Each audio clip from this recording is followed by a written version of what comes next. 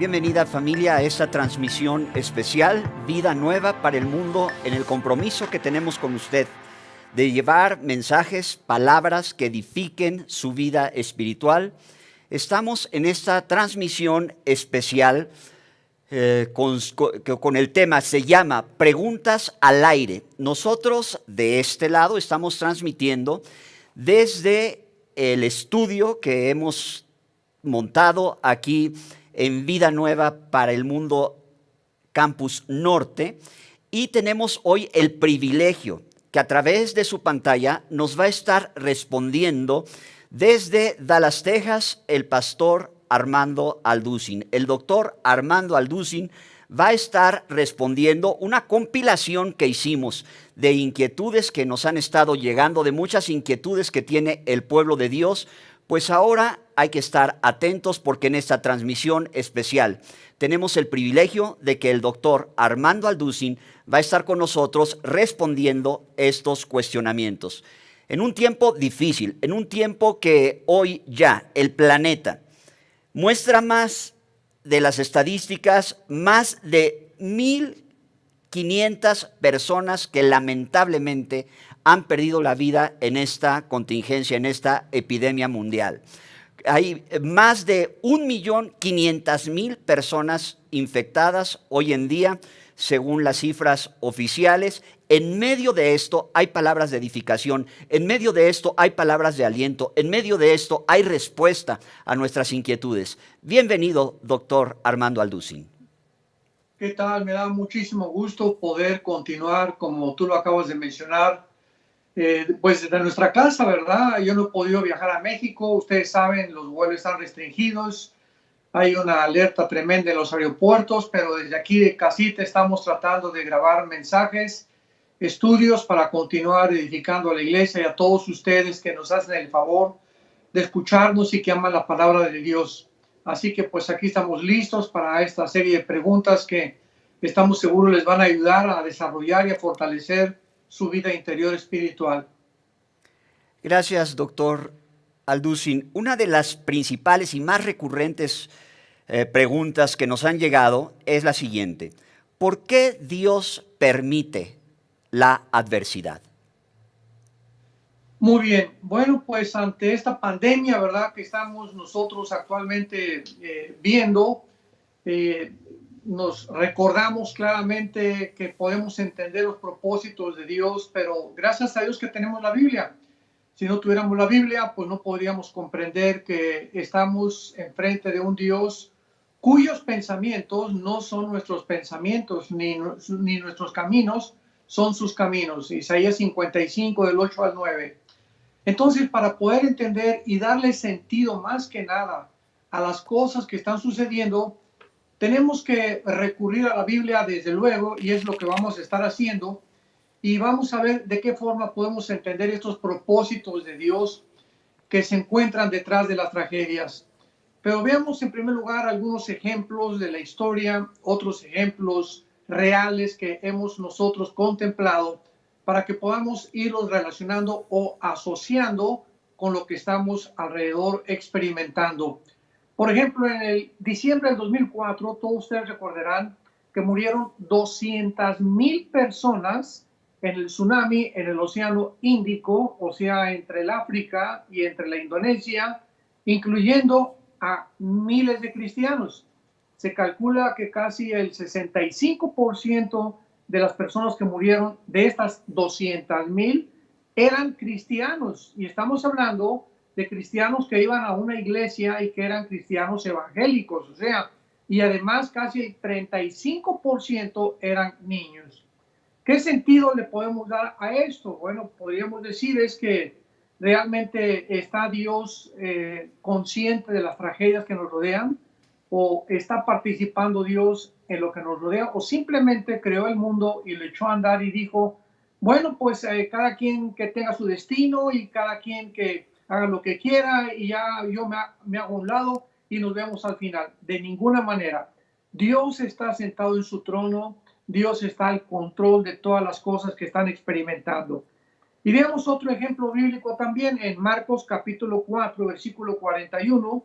encontramos que después de que la barca fue azotada por el viento y el mar, etcétera, etcétera, lo que dijeron las personas de Cristo fue lo siguiente: entonces temieron y decían el uno al otro, ¿quién es este que aún el viento y el mar le obedecen? En otras palabras, aquí podemos ver claramente que aún el viento y el mar obedecían a Jesús. Y este es el mismo Jesús, porque dice Hebreos 13, versículo 8, que Él es el mismo hoy, ayer y para siempre.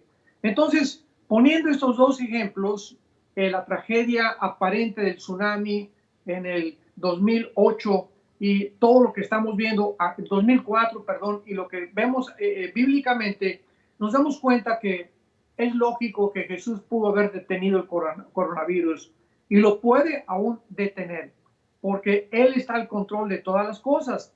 ¿O creemos que todas las personas que mueren merecen mejor quedarse en este mundo, o que realmente es mucho mejor seguir sufriendo en este mundo con nosotros? Y esto es lo primero que tenemos que abordar, y aquí estamos profundizando un poco más teológicamente y filosóficamente también, para que podamos centrarnos, enfocarnos verdaderamente en la mente de Dios. Todos nosotros tenemos que morir. Dice Hebreos 9:27, porque está establecido que muramos una sola vez. Todos vamos a morir, niños, jóvenes, de tercera edad, de la cuarta edad, todos tenemos que pasar de este mundo a otro mundo. Ahora, la forma como nosotros vamos a morir no la podemos escoger, desgraciadamente, porque no somos dioses, no nos creamos a nosotros mismos. Entonces, Dios, como creador de todos nosotros, Él tiene el derecho y la potestad, el poder, la autoridad de llevarnos a nosotros, a todos nosotros, de cualquier manera, por un accidente en el mar, alguien se ahoga y se lo come un tiburón, un terremoto, queda sepultado bajo toneladas de piedras, un edificio, un accidente, una enfermedad, varias, etcétera, etcétera, pero todos tenemos que morir. Pero la Biblia nos abre el panorama y nos muestra qué hay después de la muerte. O sea, no queda la cosa ahí, sino que hay un mundo muchísimo mejor esperándonos, porque estamos nosotros simplemente pasando por acá como peregrinos y no nos damos cuenta que no podemos aferrarnos a las cosas materiales, porque el propósito principal por el cual Dios nos creó fue, dice Juan, Evangelio de Juan 17:3, para que conociéramos a Jesús y para que conociéramos a través de Jesús a Dios. Porque Jesús dijo en Mateo 11, 27 y 28, nadie conoce al Padre sino yo y aquel a quien el Hijo lo quiera revelar.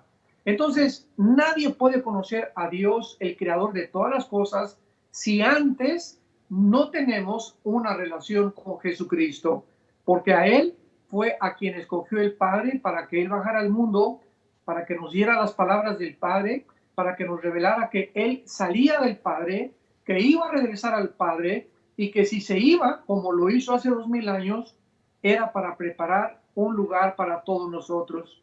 Jesús dijo en Juan 4, no se turbe su corazón.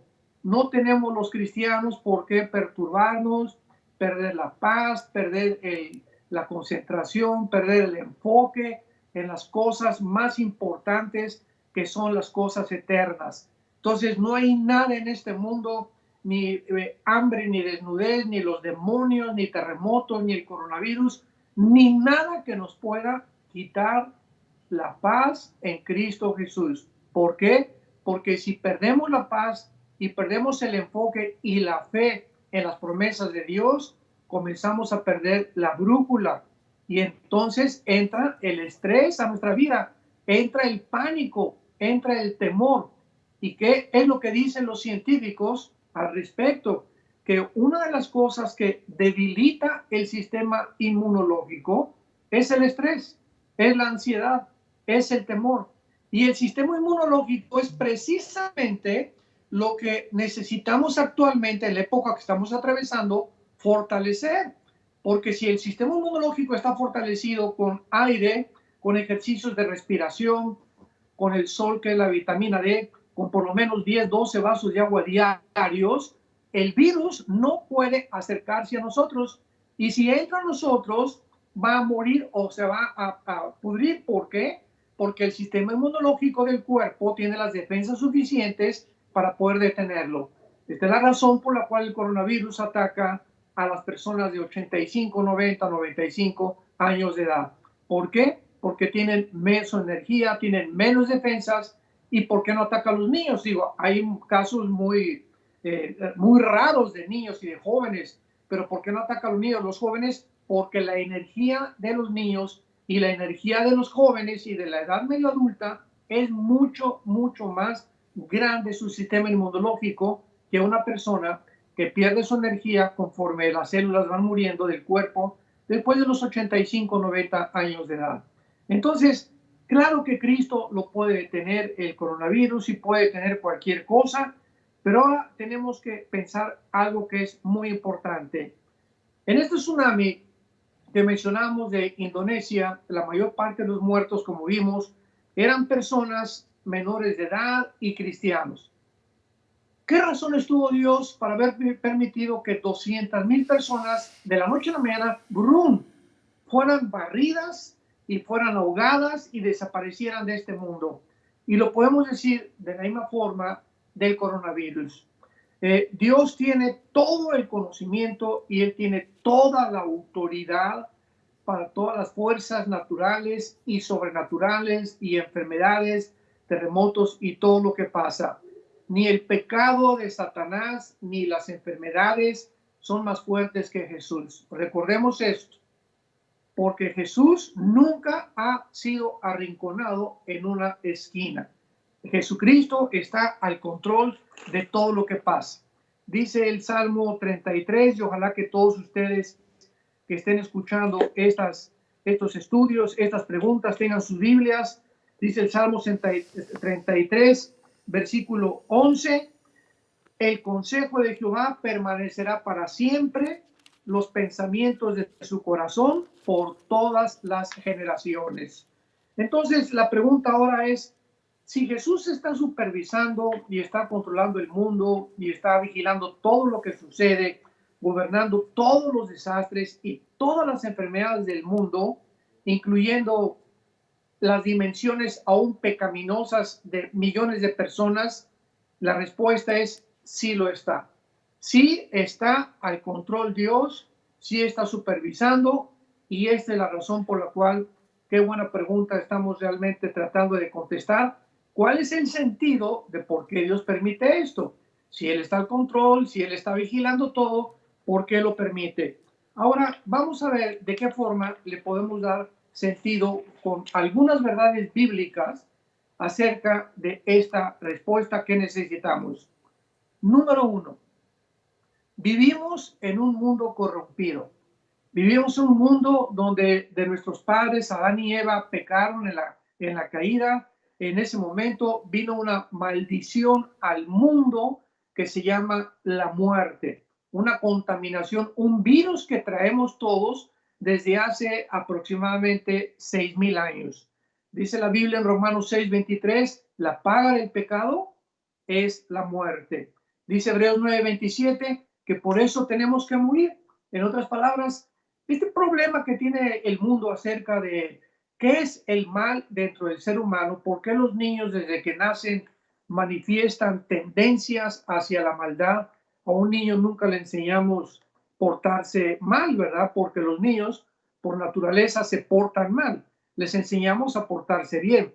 Y cuando este fenómeno de carácter psicológico y sociológico lo han tratado de examinar, ha llegado a la conclusión errónea. Por ejemplo, mencionemos algunos personajes que han tratado de contestar cuál es el problema del ser humano de esta maldad, de este virus que traemos desde hace 6,000 años. Bueno, decía William Shakespeare, el gran dramaturgo inglés, que era el problema de un defecto trágico, que era un problema del ser humano, y en su obra de Hamlet él lo mencionó. El gran psicólogo vienés Sigmund Freud, ¿qué fue lo que dijo? Bueno, es el medio ambiente y la sexualidad está relacionada con la maldad del ser humano. Después viene en el siglo XIX Carlos Marx, Federico Engels, y comienzan ellos a mencionar y escribir en su libro El Capital y el Manifiesto Comunista. El problema del hombre son la lucha de clases.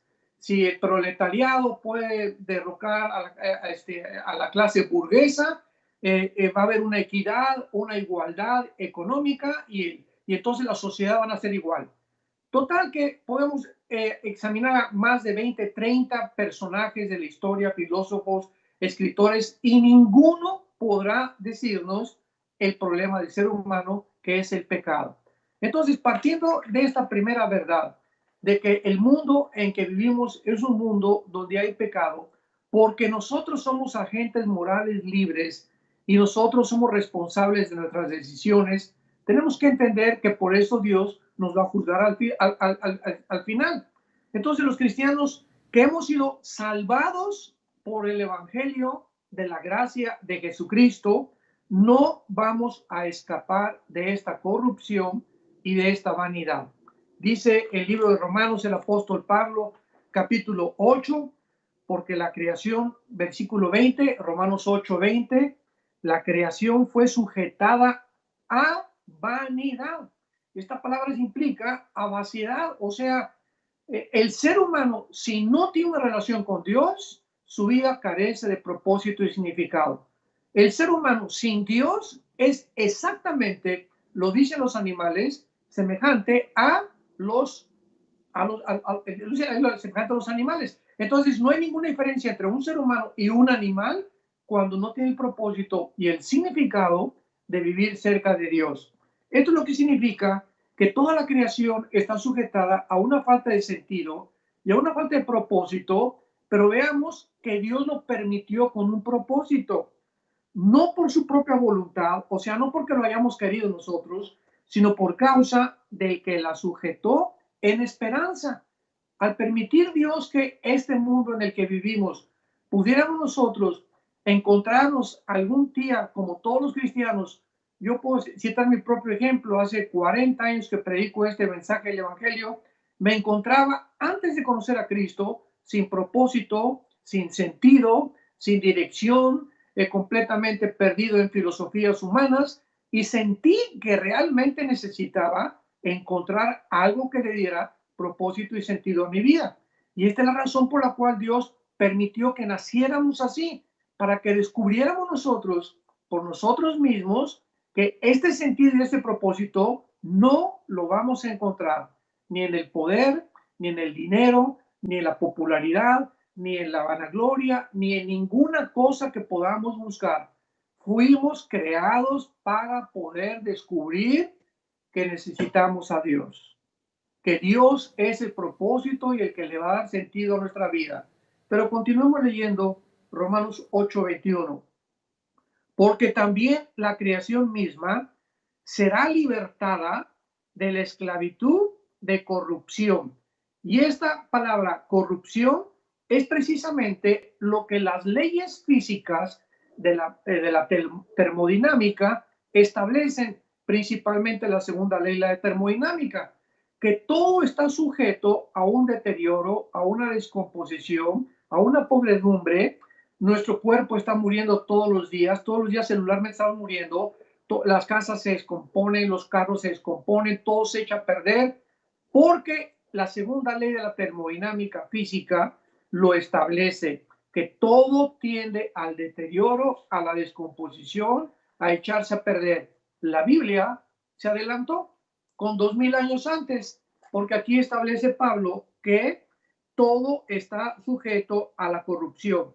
Pero el versículo 22 de Romanos 8 concluye Pablo diciendo, porque sabemos que toda la creación gime.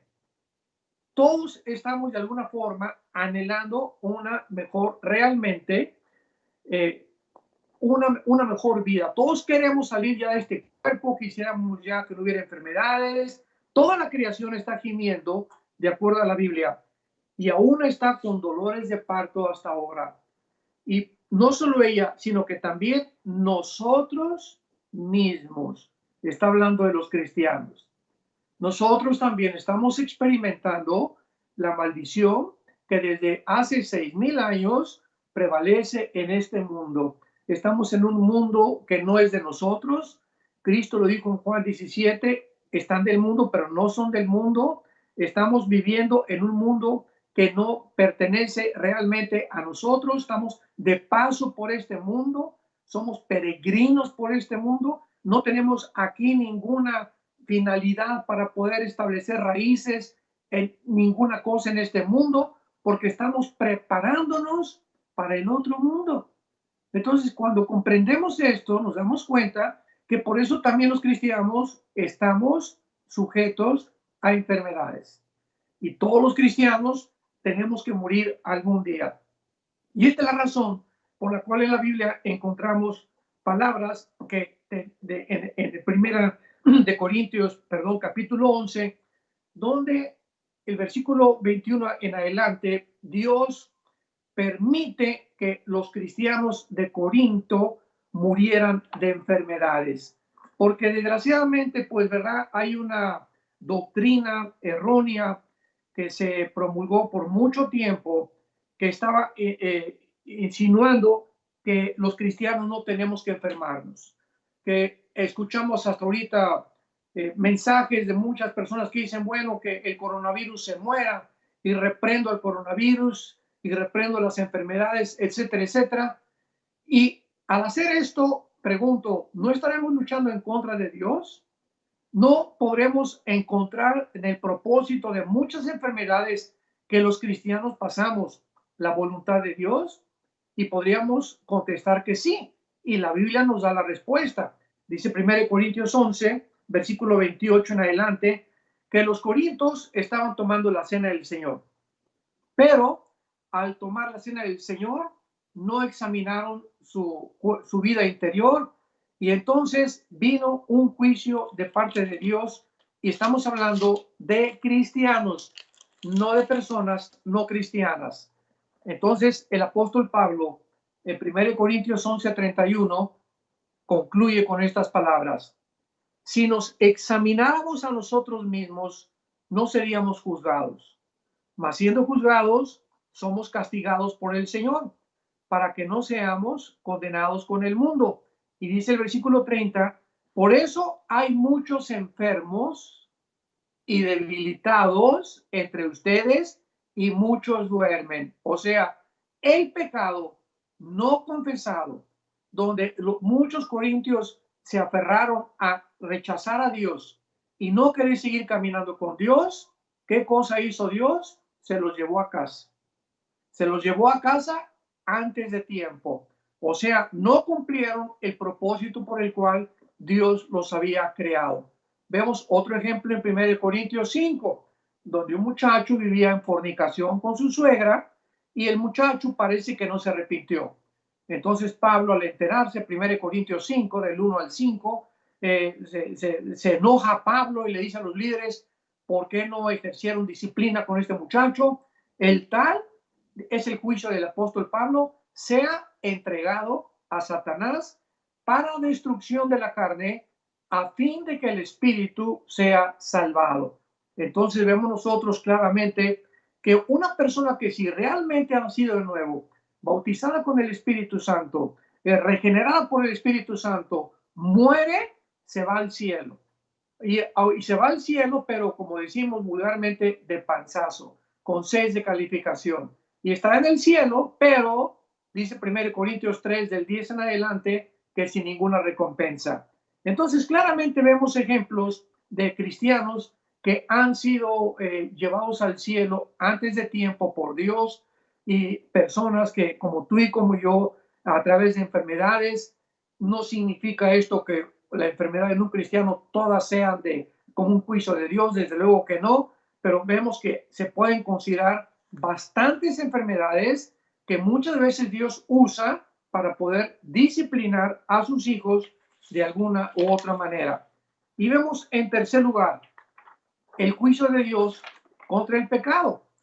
Por ejemplo, Dios usa también muchas veces las enfermedades como juicios particulares a los que rechazan y se entregan al pecado de manera voluntaria, continua y de una forma obsesiva de aferrarse a las cosas de la maldad y no querer abrir los ojos a Dios.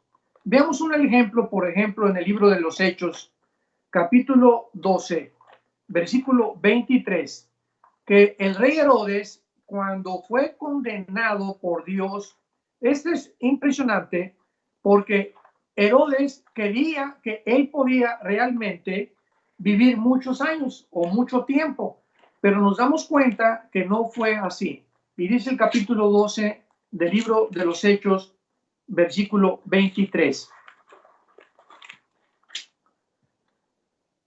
Al momento, un ángel del Señor le hirió. Estamos hablando del rey Herodes, que no era cristiano, por cuanto no dio la gloria a Dios y expiró comido de gusanos. Pero la palabra del Señor crecía y se multiplicaba. Vemos en este caso que Dios puede hacer lo mismo con cualquier ser humano que se enorgullezca, con cualquier gobernante que trate de desafiar a Dios, y sabemos por la historia que ha habido muchos que Dios ha tenido que también juzgarlos a través de la muerte porque lo desafiaron y creyeron que ellos podían ser soberanos, que podían ser dioses, como el rey Nabucodonosor, cuando Dios le manda a un ángel para decirle que iba a perder la razón. Muchas veces los problemas mentales que la psicología califica como sociopatías o esquizofrenias o paranoias, psicosis, son problemas mentales causados por el orgullo, por el rechazo a las leyes de Dios, por no querer humillarse delante de Dios y aceptar la voluntad de Dios. Entonces, así como Dios tuvo que disciplinar al rey Herodes a través de la muerte, lo puede seguir haciendo. Y en segundo lugar, tenemos también, y último lugar, los desastres naturales. Todos los desastres naturales, familia de Dios que nos escucha, y damas y caballeros que también tienen el interés de conocer un poco más profundamente las Escrituras, tsunamis, terremotos, huracanes, tornados, inundaciones, hambrunas, todas estos desastres naturales forman parte de la creación caída donde tú y yo vivimos. Entonces, muchas veces vemos ahorita terremotos por el movimiento de las placas tectónicas, por tantos experimentos de bombas nucleares que nosotros los cristianos hemos hecho, el mar envenenado con millones de litros de petróleo, que ya los peces están muriendo, el aire contaminado. No podemos decir que esto es culpa de Dios. No podemos decir que Dios es el culpable de todas las cosas malas que suceden. La Biblia nos muestra claramente que nosotros somos responsables de nuestras acciones y todas las consecuencias de nuestras acciones las tenemos que recoger, porque es la imprescindible e inequívoca e inexorable ley de la ley y la cosecha. Entonces vemos aquí claramente que un caso para terminar en Lucas capítulo 13, donde Pilato pues mató a cantidad de personas y derramó mucha sangre. Y en Lucas capítulo 13 encontramos que una manifestación de la gente, porque la gente comienza a cuestionar a Jesucristo. Oye, pero ¿por qué una torre que cayó, la torre de Siloé, mató a 18 personas? ¿Qué culpa tenían ellos? Ellos simplemente iban caminando por la calle y les cayó la torre. Y veamos lo que Cristo contesta. Lucas 13, del 1 al 3. En ese mismo tiempo, estaban allí algunos que le contaban acerca de los galileos, cuya sangre Pilato había mezclado con los sacrificios de ellos. Respondiendo Jesús les dijo: ¿pensáis que estos galileos, porque padecieron tantas cosas, eran más pecadores que todos los galileos? Os digo, no. Si antes no se arrepienten, todos van a perecer igualmente. En otras palabras, la gente estaba, repito, buscando qué pensaba Jesús respecto a, y esperaba que le diera sentido esta tragedia. ¿Cómo podían ellos explicar que gente muera de una forma accidental, que vayas atravesando la calle y un carro atropella a tu hijo, o una camión se echa en reversa y te aplasta, o estás sentado en un estacionamiento y de repente, o en una carretera, y viene un tráiler sin frenos y acabas tú muerto con toda tu familia.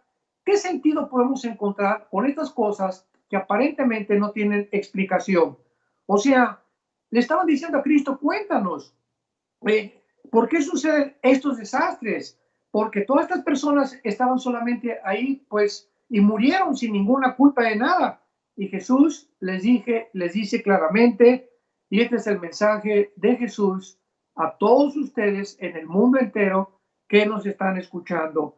En este momento histórico de la epidemia que estamos atravesando, la respuesta es la misma: arrepiéntanse.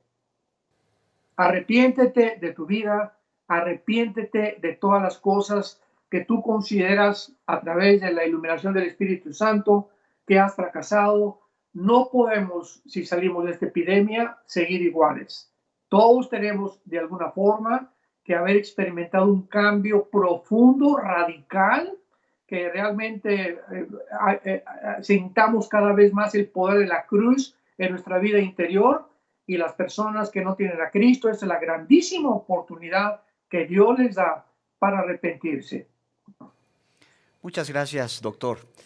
Otra pregunta recurrente que nos hace el público es, en estos tiempos difíciles, ¿qué podemos hacer para fortalecer nuestra fe?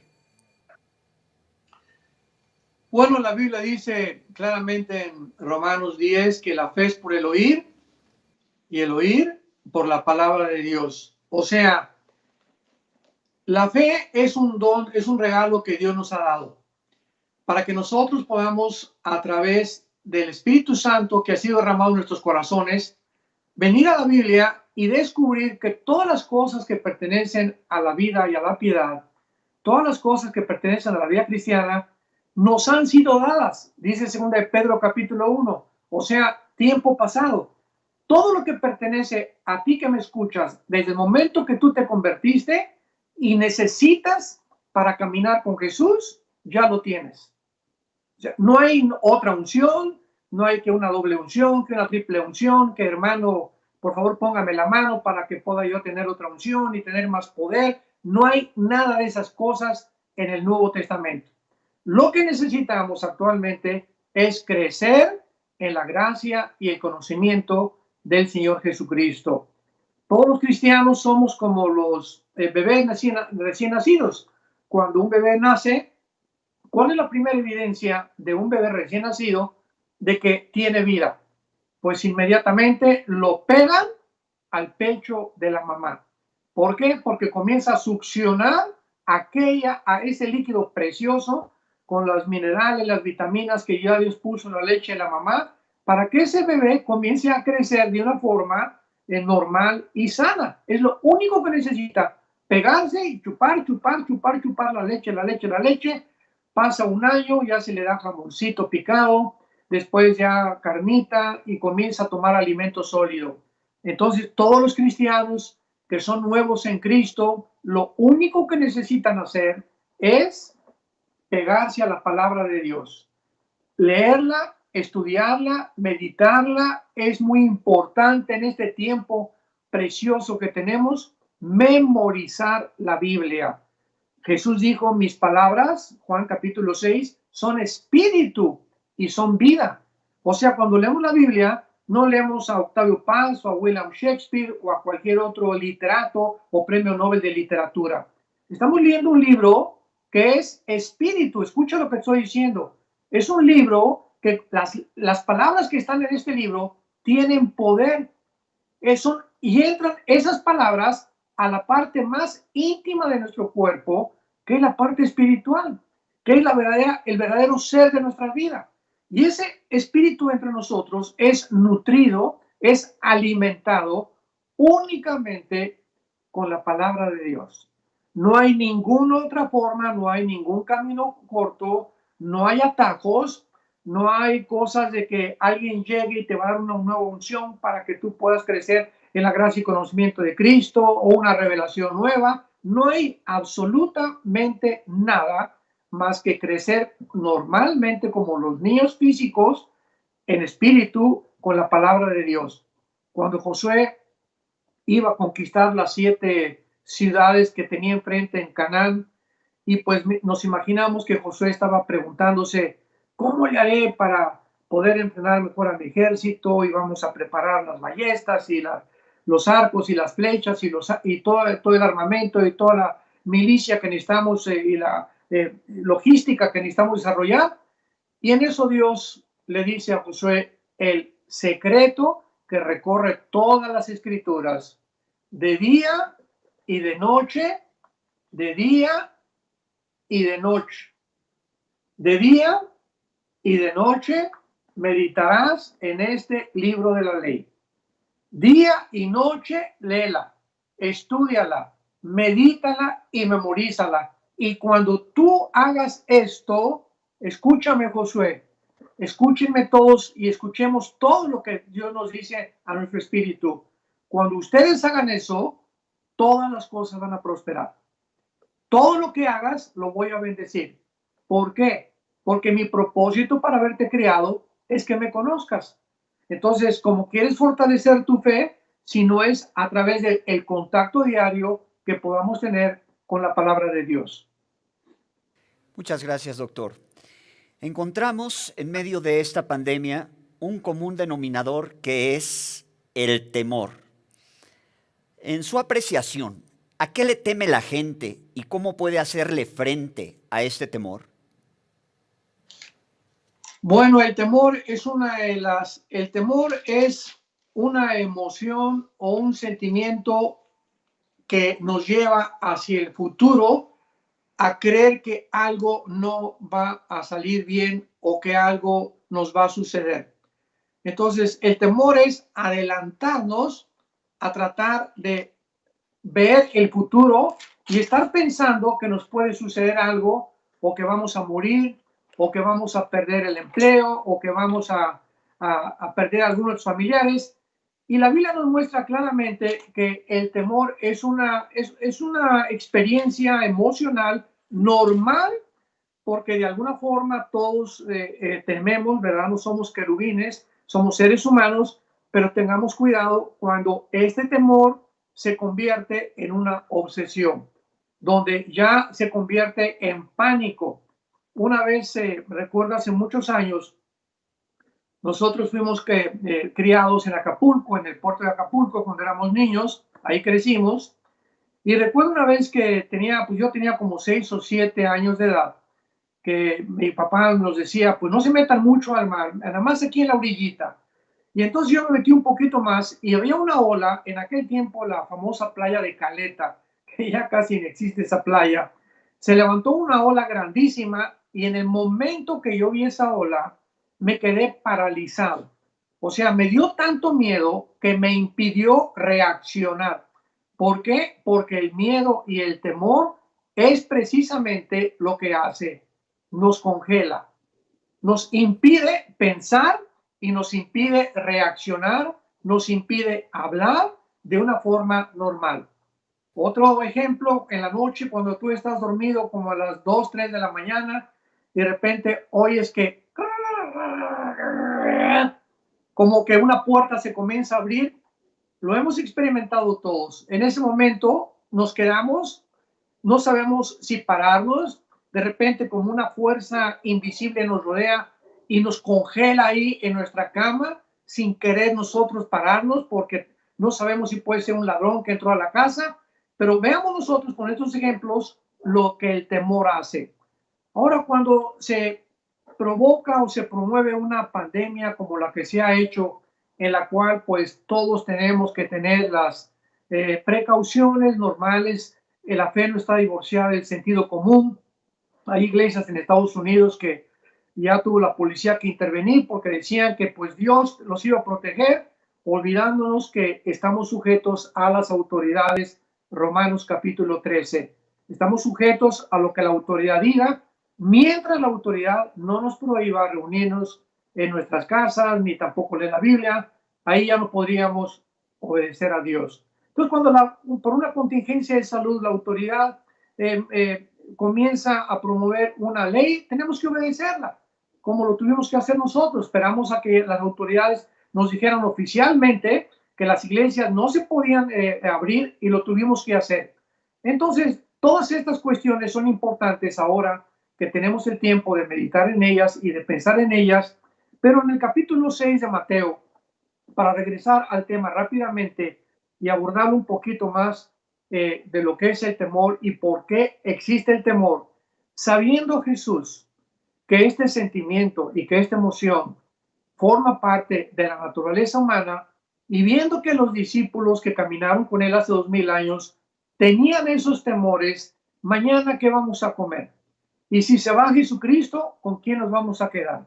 Y si se muere mi esposo, ya no voy a tener seguro social, o si llego a tal edad me va a dar el coronavirus. Todos estos temores son la fuente y el origen de la incredulidad, de no creer que Dios es todopoderoso, que Dios es proveedor. Alzaré mis ojos a los montes, ¿de dónde vendrá mi socorro? Del gobierno, del petróleo, que mejore el peso, de si tengo estos negocios, si no los tengo, nuestro socorro viene de Jehová, que hizo los cielos y la tierra. Y entonces Jesucristo en Mateo 6, versículo 24, versículo 25, les dijo, no se afanen por vuestra vida, qué han de comer, qué han de beber o qué han de vestir. No es la vida más que el alimento y el cuerpo más que el vestido. O sea, tú amaneciste hoy, ¿verdad? Yo también amanecí. ¿Sabes por qué amaneciste? Simplemente porque Dios no ha terminado contigo, ni tampoco conmigo. No te ha dado el coronavirus, ¿verdad? O no tienes 90, 95 años de edad y estás en un hospital con ventiladores. ¿Por qué? Porque Dios no ha acabado contigo. Estás en tu casa, tienes a tu esposa, tienes a tus hijos, tienes comida, tienes agua, entonces dale gracias a Dios. ¿Por qué? Porque Dios está esperando en estos tiempos precisos donde nuestra fe está siendo purificada más que el oro, que nosotros mostremos que realmente creemos en Dios, pero no como creen los demonios. Dice Santiago 2, los demonios también creen. Entonces no basta haber dicho hace 2 meses que no había esta pandemia, pues yo creo en Dios y voy el domingo a la iglesia, pero cuando viene la presión, cuando viene la prueba, ahí se manifiesta el calibre con el cual estamos hechos. Y estas pruebas donde estamos sintiendo ya el fuego y el rigor y cuánto tiempo durará mi leche, a lo mejor se me acaba la semana que entra, o ya voy a conseguir trabajo después de estar, todos estos temores que todavía no existen y que te estás adelantando a ellos, te están poniendo en una situación en la que no puedes discernir la palabra de Dios. Entonces, cálmate, tranquilízate, ten paz y escucha lo que dice Jesucristo. Miren las aves del cielo que no siembran ni ciegan ni recogen en graneros y vuestro Padre Celestial las alimenta. ¿No valen ustedes mucho más que ellas? Jesús agarra un pajarito y dice, este pajarito, ¿cuánto lo vendes en el mercado? ¿3 pesos? ¿2 pesos? Escúchenme bien. Tan grande es el poder de mi Padre que un solo pajarito de los millones que hay en el mundo no se cae a tierra sin mi voluntad. Ahora, si yo estoy consciente de los pajaritos y de todas las aves del cielo y de todos los insectos y de todas las hormigas, yo bajé del cielo a la tierra y abrí mis brazos en una cruz y morí por ustedes. Y de tal manera los he amado que véanme en esta cruz.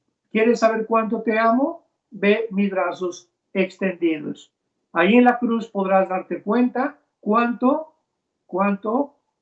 me interesas, cuánto me amas. Que si hubiera habido otro camino que pudiera realmente acercarlos a ustedes a mi Padre, yo os lo hubiera dicho. Pero no había ningún otro camino más que yo diera mi vida por ti. Entonces, si yo di mi vida por ti, ¿cómo puedes atreverte a creer que te va a llegar a faltar algo? Te falta porque tu incredulidad me ha impedido que yo pueda trabajar a través de tu fe.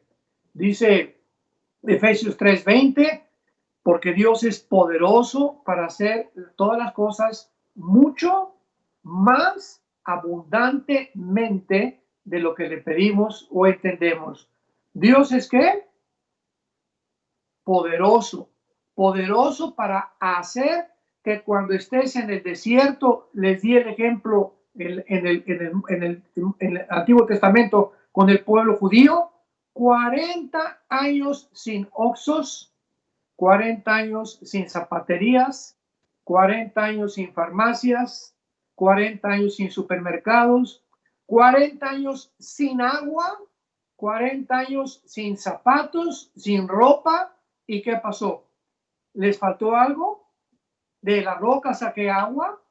Cuando llegaron a la incredulidad, en el libro de los Números, por favor, regresemos a Egipto, le dijeron a Moisés, ¿qué dijo Dios? Les voy a mandar codornices y van ustedes a recogerlas y a comer hasta que se sacien hasta aquí.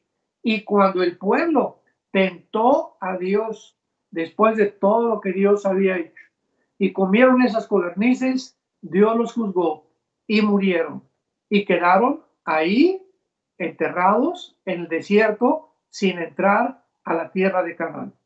Y así puede pasar con muchos que se dicen cristianos. Ahorita es el momento del desierto.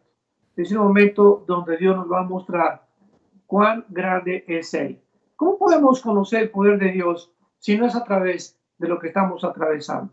¿Cómo podríamos conocer la grandeza, su fidelidad y su amor si no es a través que en estas pruebas precisamente que estamos atravesando, Él se va a manifestar y cuando salgamos de esto, vamos a levantar nuestros ojos y vamos a decir, oh Dios, qué grande es tu nombre, cuán fiel eres y qué bueno eres, que jamás me has dejado morir ni tampoco padecer de hambre, porque joven fui y envejecido y no he visto justo desamparado, ni su descendencia que mendigue el pan. Muchas gracias, doctor. ¿Qué le podemos decir a las personas que tienen miedo a la muerte, específicamente miedo a la muerte? Bueno, realmente la persona que tiene miedo a la muerte no es más que miedo a lo desconocido. Y es lo que decía el famoso psicólogo Sigmund Freud. El ser humano ha inventado un Dios porque tiene miedo a la muerte. O sea, al tener miedo a lo desconocido, pues inventan un Dios para que puedan creer que ese Dios les puede mejorar su situación después de esta vida. Qué equivocado estaba Sigmund Freud.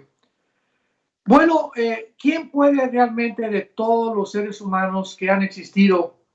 Y vamos a mencionar a Gautama Buda, a Dalai Lama, a Zoroastro, a Mahatma Gandhi, a Mahoma, creador del Islam, etcétera, etcétera. Mencióname el líder religioso que tú me quieras mencionar. Ni tampoco filósofo o historiador o la persona más exitosa, más mejor filósofo, el más sabio que tú puedas traer a tu imaginación.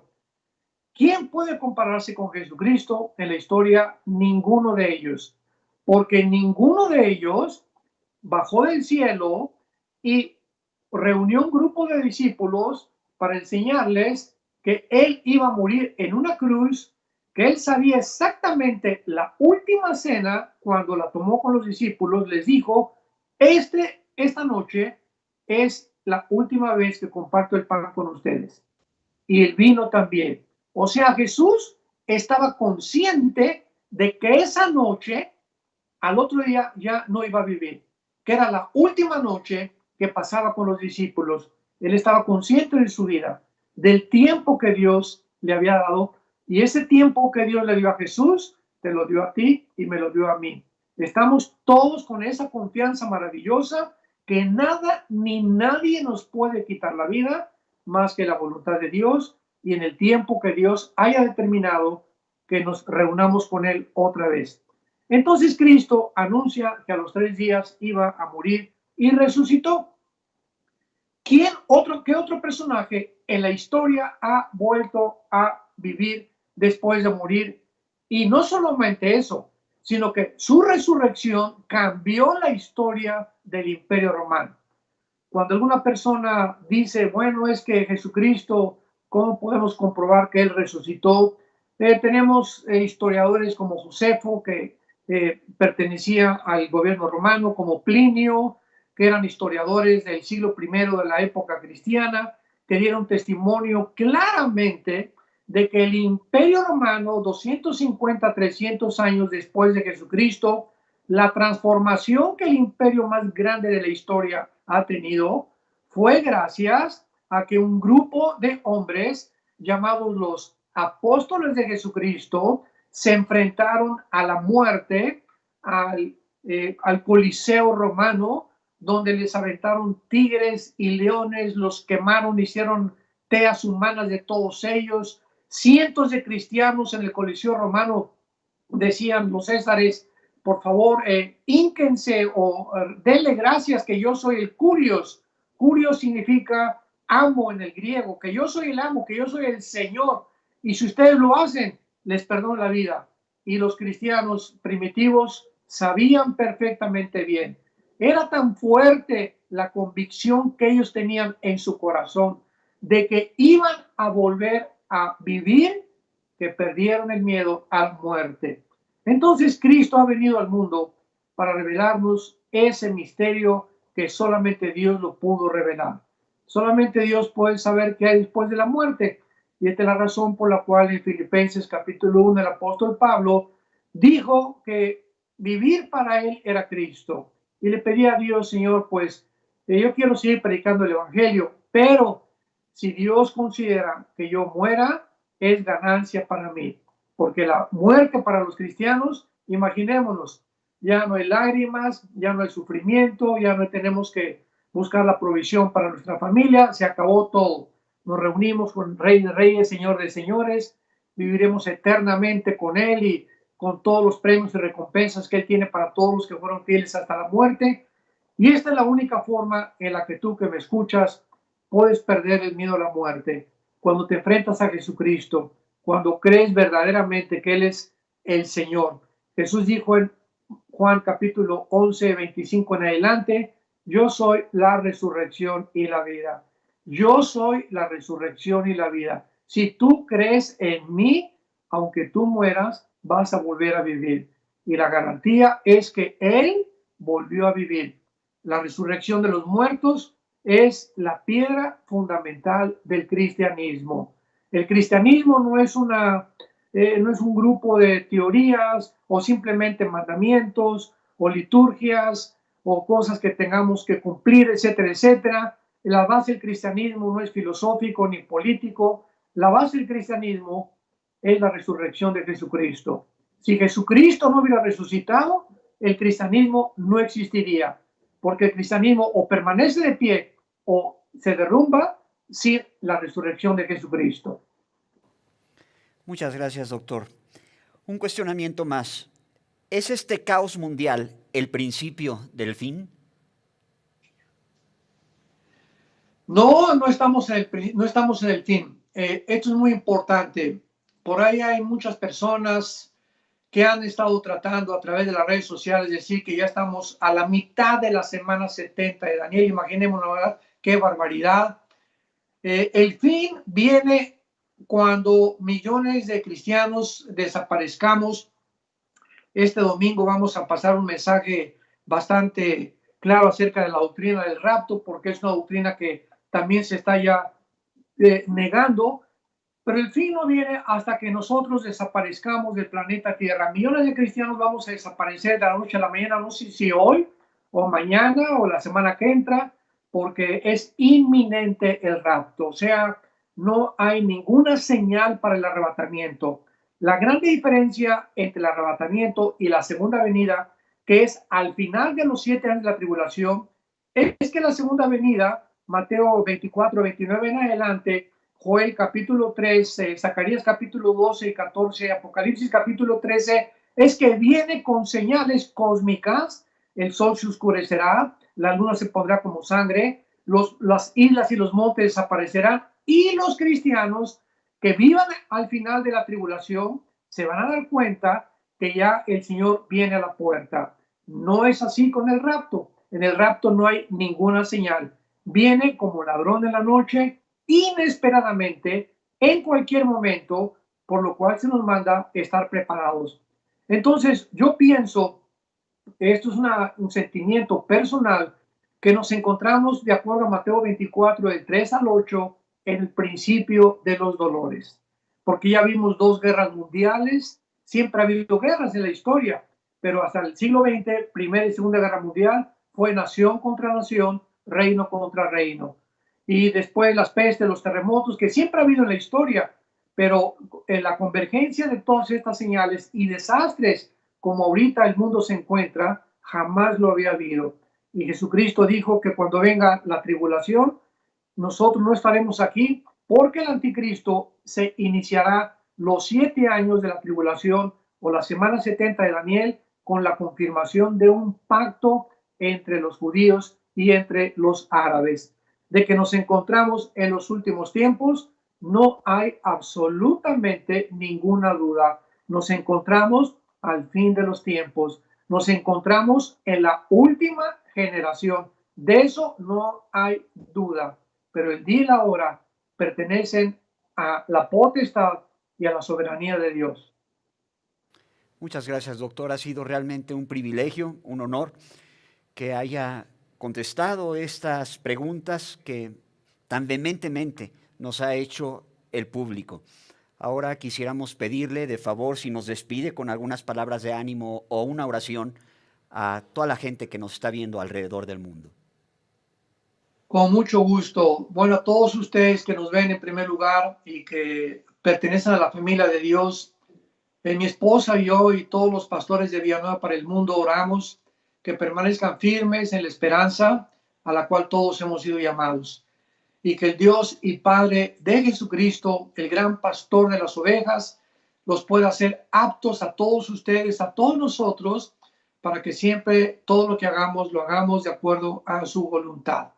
Y que podamos permanecer fieles hasta la muerte, poder decir hemos acabado la carrera, hemos peleado la buena batalla y nos está esperando la corona de justicia, principalmente a todos los que aman su venida. Y si tú que nos escuchas aún no tienes a Jesucristo en tu corazón, ahí desde donde tú te encuentres, tal vez en la cocina, en la sala de tu casa, en tu cuarto, en un hospital, inclina tus ojos y dile simplemente estas palabras al Señor Jesús. Yo te doy gracias, Señor Jesús. Esa cruz, abriste tus manos, tu cabeza fue coronada de espinas, tus manos clavadas, tus pies también, para tú demostrarme cuánto me amas. Gracias por haber pagado con tu sangre, con tu vida, por mis pecados. Ahora sé que yo nunca hubiera podido pagar por ellos, pero tú lo hiciste por tu gracia, por el amor que tú me tienes. Ahora te pido, porque creo que a los 3 días te levantaste entre los muertos, que puedas entrar a mi corazón como mi Señor y mi Salvador, y yo pueda tener ya la seguridad, el día que me llames a casa, de morir en paz, sabiendo que dejo este mundo a un mundo mucho mejor, y saber que también tengo, por tu gracia en la cruz y por tu muerte, la vida eterna. Todo esto te lo pido y te doy las gracias en el precioso nombre de Jesucristo. Amén. Amén. Muchas gracias una vez más, doctor Armando Alducin, y muchas gracias a usted que nos hizo el favor de sintonizarnos en esta transmisión especial. Le invitamos a que esté atento, porque con el favor de Dios vamos a tener más programas como este, Preguntas al Aire, que contestará oportunamente el doctor Armando Alducin. Muchísimas gracias, que Dios les bendiga. Vida Nueva para el Mundo se sostiene y propaga el mensaje de salvación de Jesucristo gracias a Dios y a tus donativos. Llevemos juntos el Evangelio de Jesucristo al mundo entero. Realizamos eventos, seminarios, congresos y diferentes programas para dar a conocer el mensaje de salvación y el poder de nuestro Señor, transformando y edificando vidas de mujeres, hombres, niños alrededor del mundo. ¿Qué pasa cuando decides hacer tu donativo? Aunque no puedas llevar la palabra personalmente a todo el mundo, de esta forma lo estás haciendo. Con tus donativos o aportaciones, estás sembrando y formando parte de lo que Dios está haciendo en su obra. Estás ayudando a traer luz a la oscuridad, paz al conflicto y esperanza a los que no tienen ninguna. Dona desde México.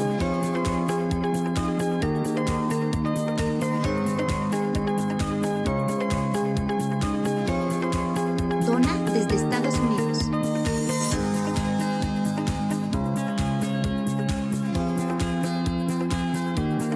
Para el resto de donaciones de otras partes del mundo, www.vidanuevaparelmundo.org.mx/dona. Estamos cumpliendo la gran comisión. Por tanto, vayan y hagan discípulos a todas las naciones, bautizándolos en el nombre del Padre, del Hijo y del Espíritu Santo, enseñándoles que guarden todas las cosas que les he mandado. Y he aquí que yo estoy con ustedes todos los días hasta el fin del mundo.